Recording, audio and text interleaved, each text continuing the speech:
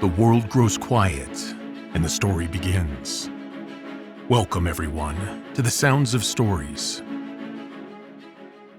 Greetings, everyone, and welcome back to the Sounds of Stories. Tonight's journey brings us to God Sees the Truth, But Waits, written by Leo Tolstoy. Now, Leo believed some of life's greatest truths were found not in triumph, but in suffering, forgiveness, and redemption. Themes that echo powerfully through this unforgettable tale. Now, let the pages turn. God Sees the Truth, But Waits, written by Leo Tolstoy. In the town of Vladimir lived a young merchant named Ivan Dmitrich Eskinov. He had 2 shops and a house of his own. Eskinov was a handsome, fair-haired, curly-haired fellow, full of fun and very fond of singing. When quite a young man, he had been given to drink and was riotous when he had too much, but after he married, he gave up drinking, except for now and then. One summer, Eskinov was going to the Nizhny Fair, and as he bade goodbye to his family, his wife said to him, "Ivan Dmitrich, do not start today. I've had a bad dream about you." Eskinov laughed and said, "You're afraid that when I get to the fair, I'll go on a spree." His wife replied, "I don't know what I'm afraid of. All I know is that I had a bad dream. I dreamt you returned from the town, and when you took off your cap, I saw that your hair was quite gray." Eskinov laughed. "That's a lucky sign," he said. "See if I don't sell out all my goods and bring you some presents from the fair." So he said goodbye to his family and drove away. When he had traveled halfway, he met a merchant whom he knew, and they put up at the same inn for the night. They had some tea together, and then they went to bed in adjoining rooms. It was not Eskinov's habit to sleep late, and wishing to travel while it was still cool, he aroused his driver before dawn and told him to put in the horses. Then he made his way across to the landlord of the inn, who lived in a cottage at the back, paid his bill, and continued his journey. When he'd got about 25 miles, he stopped for the horses to be fed. Eskinov rested a while in the passage of the inn. Then he stepped out into the porch and, ordering a bowl of soup to be heated, got out his guitar and began to play. Suddenly, a group of officers drove up with tinkling bells, and an official alighted, followed by 2 soldiers. He came to Eskinov and began to question him, asking him who he was and whence he came.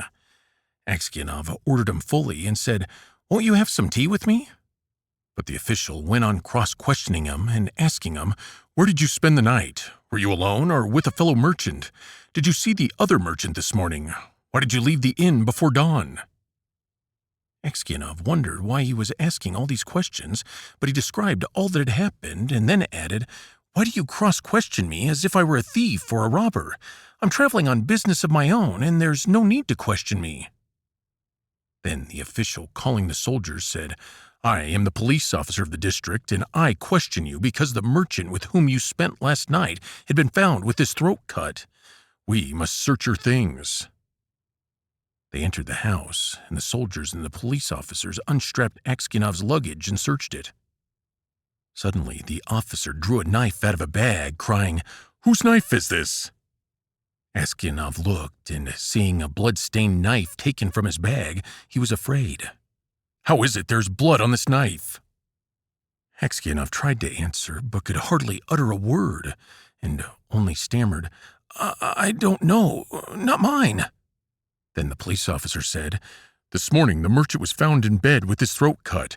You are the only person who could have done it. The house was locked from inside, and no one else was there. Here is this blood-stained knife in your bag, and your face and manner betray you. Tell me how you killed him and how much money you stole." Eskinov swore he had not done it, that he had not seen the merchant after they had tea together, that he had no money except 8,000 rubles of his own, and that the knife was not his. But his voice was broken, his face pale, and he trembled with fear as though he went guilty. The police officer ordered the soldiers to bind Eskinov and to put him in the cart. As they tied his feet together and flung him into the cart, Eskinov crossed himself and wept. His money and goods were taken from him, and he was sent to the nearest town and imprisoned there. Inquiries as to his character were made in Vladimir. The merchants and other inhabitants of that town said that in the former days he used to drink and waste his time, but that he was a good man. Then the trial came on. He was charged with murdering a merchant from Ryazan and robbing him of 20,000 rubles. His wife was in despair and didn't know what to believe. Her children were all quite small. One was a baby at her breast.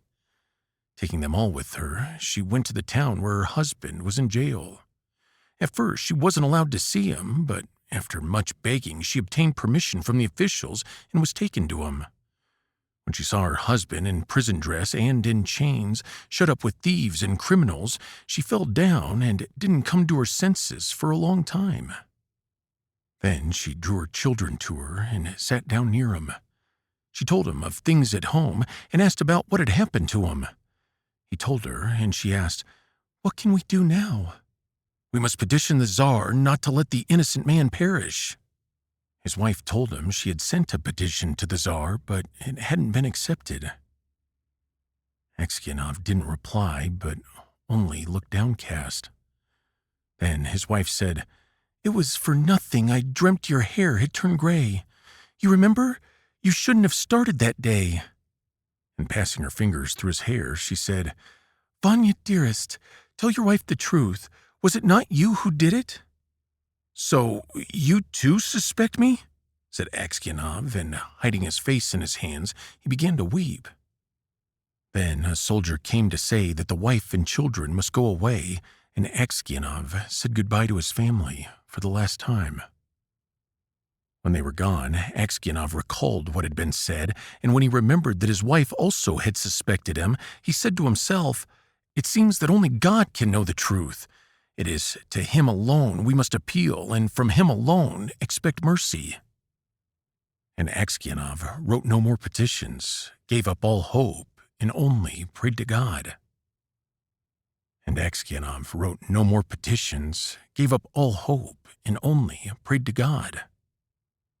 Aksionov was condemned to be flogged and sent to the mines. So he was flogged with a knot, and when the wounds made by the knot were healed, he was driven to Siberia with other convicts.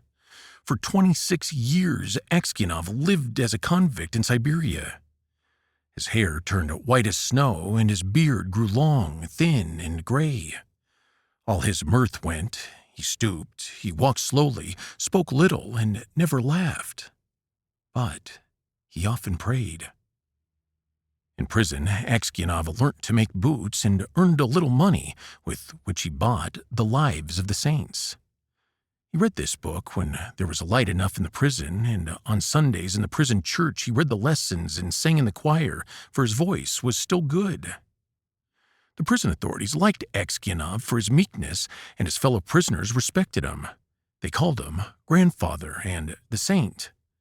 When they wanted to petition the prison authorities about anything, they always made Aksionov their spokesman, and when there were quarrels among the prisoners, they came to him to put things right and to judge the matter. Unfortunately, no news reached Aksionov from his home, and he didn't even know if his wife and children were still alive. One day, a fresh gang of convicts came to the prison. In the evening, the old prisoners collected round the new ones and asked them what towns or villages they came from and what they were sentenced for. Among the rest, Aksionov sat down near the newcomers and listened with downcast air at what was said. One of the new convicts, a tall, strong man of 60 with a closely cropped gray beard, was telling the others what he had been arrested for. "Well, friends," he said, "I only took a horse that was tied to a sledge, and I was arrested and accused of stealing. I said I had only taken it to get home quicker, and had then let it go. Besides, the driver was a personal friend of mine, so I said, 'It's all right.' 'No,' they said, 'you stole it.' But how or where I stole it, they couldn't say. I once really did something wrong and ought by rights to have come here long ago, but that time I was not found out. Now I have been sent here for nothing at all. But it's lies I'm telling you. I've been to Siberia before, but I didn't stay long." "Where are you from?" asked someone. "From Vladimir. My families are of that town. My name is Makar, and they also called me Semyonich." Askianov raised his head and said, "Tell me, Semyonich, do you know anything of the merchants Askianov of Vladimir? Are they still alive?" "Know them? Of course I do. The Askianovs are rich, though their father is in Siberia. A sinner like ourselves, it seems. As for you, Granddad, how did you come here?" Askianov didn't like to speak of his misfortune. He only sighed and said, "For my sins, I have been in prison these 26 years. "What sins?" asked Makar Semyonich. But Askianov only said, Well, I must have deserved it." He would have said no more, but his companions told the newcomers how Askianov came to be in Siberia, how someone had killed a merchant and put the knife among Askianov's things, and Askianov had been unjustly condemned. When Makar Semyonich heard this, he looked at Askianov, slapped his own knee, and exclaimed, "Well, this is wonderful, really wonderful. But how old you've grown, Granddad." The others asked him why he was so surprised and where he had seen Askianov before. But Makar Semyonich didn't reply. He only said, "It's wonderful that we should meet here, lads." These words made Askianov wonder whether this man knew who had killed the merchant.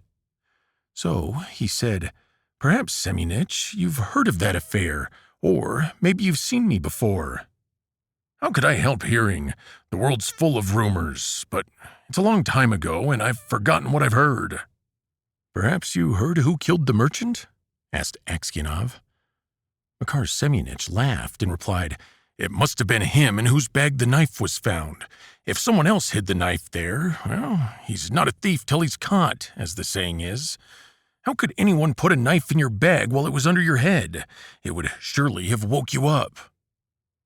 When Askianov heard these words, he felt sure this was the man who had killed the merchant. He rose and went away. All that night, Askianov lay awake. He felt terribly unhappy, and all sorts of images rose in his mind. There was the image of his wife as she was when he parted from her to go to the fair. He saw her as if she were present.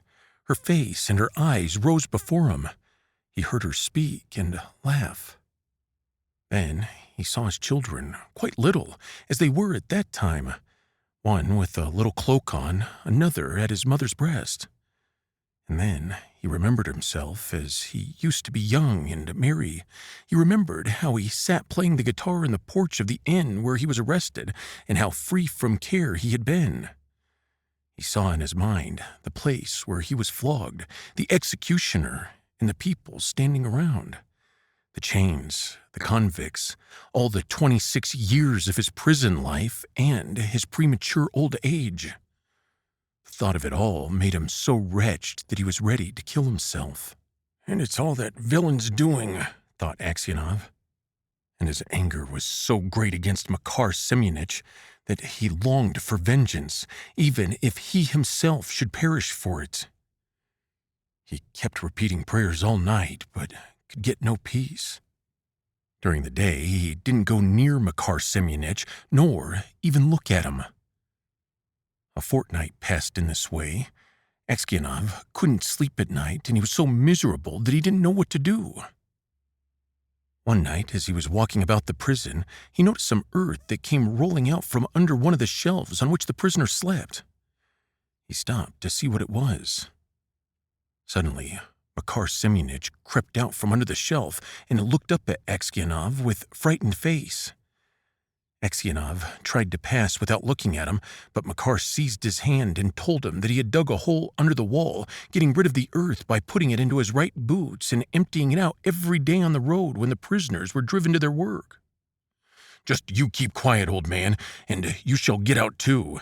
If you blab, they'll flog the life out of me, and I'll kill you first." Aksianov trembled with anger as he looked at his enemy. He drew his hand away, saying, "I have no wish to escape, and you have no need to kill me. You killed me long ago.